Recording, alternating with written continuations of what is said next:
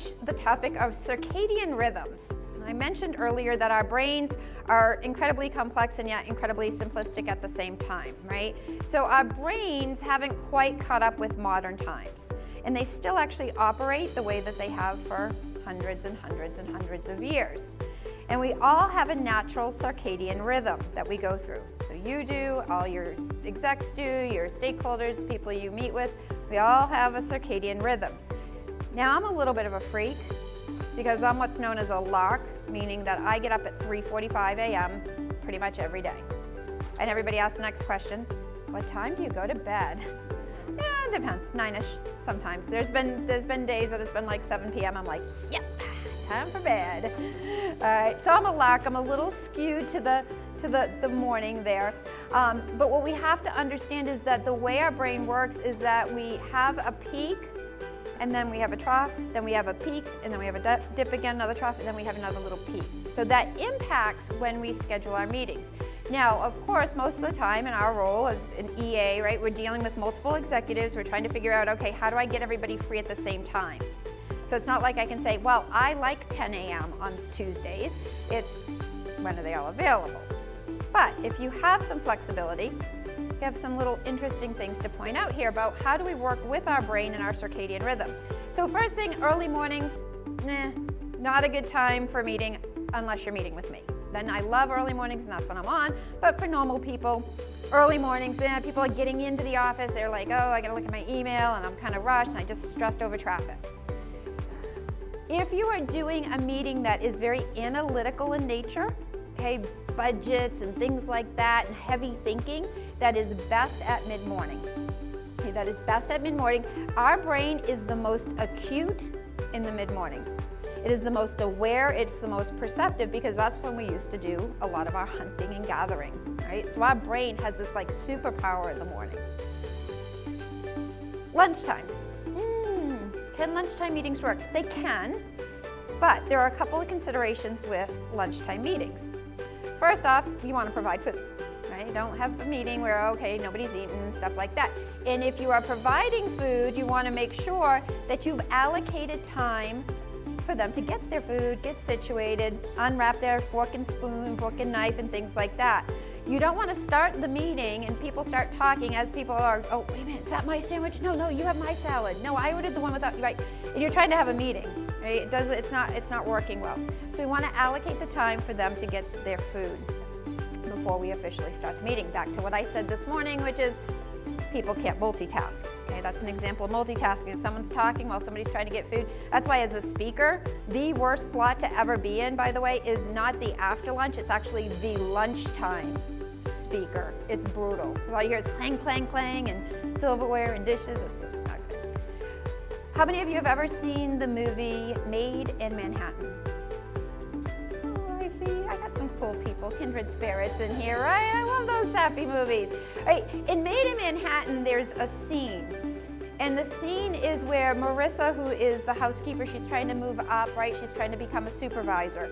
And in the scene, her manager's with her, and she notices that Marissa has laid some sprigs of lavender on a pillow, a guest pillow. And she makes the comment, you always have the nicest personal touches, Marissa. And I thought that is such a cool snippet of the movie because it showed that Marissa was truly thinking about the guest experience.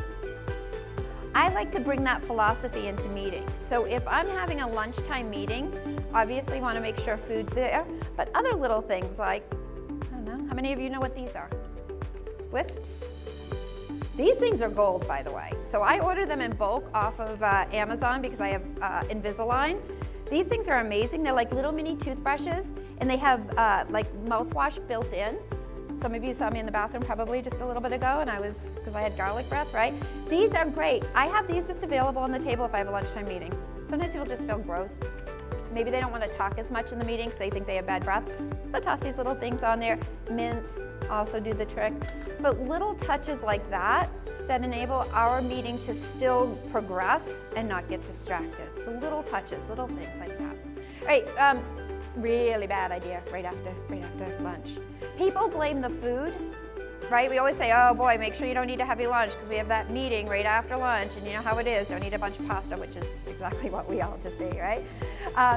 It's actually not the food. The food can contribute, but our brain knows that it needs to shut down for a little while. Our brain purposely does that to protect itself.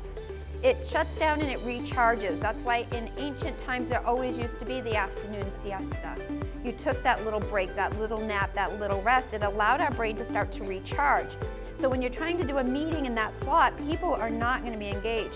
My exception to that would be, if that's the only slot you can get it in, make it an active meeting. Maybe you can take a walk around the office building and have a chat. Maybe if it's just like a couple of you or something like that. But get people moving. If you put them in a conference room, not going to work out well, right?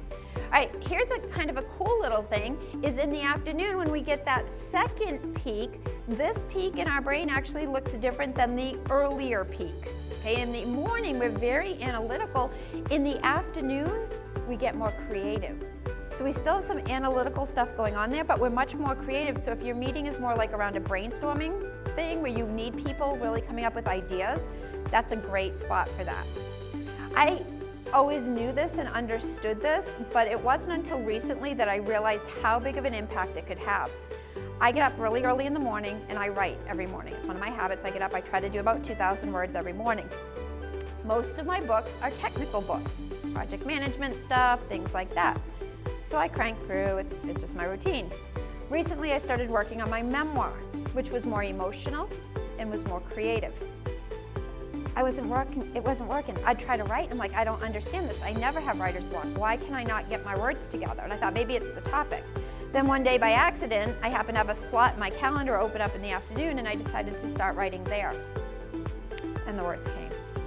Because I was in a different space with my brain, right? So again, we have to understand this, not that we can always manipulate our calendars for our execs or anything like that, but it gives you some insight into how people may behave during these meetings based on the time of day that it is.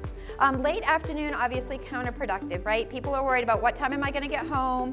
What am I gonna make for dinner? I gotta pick up little Susie and Bobby from baseball or whatever the case may be. What's traffic gonna look like, right? We have all that anxiety kind of going on, that pre-closeout anxiety. So not a good time. But here's an interesting surprise. High-powered meetings can actually work in the evening. Now I know, you're all thinking, oh, that would be great. I don't work enough hours. I would totally love to facilitate a nighttime meeting. Heck yes, sign me up for that.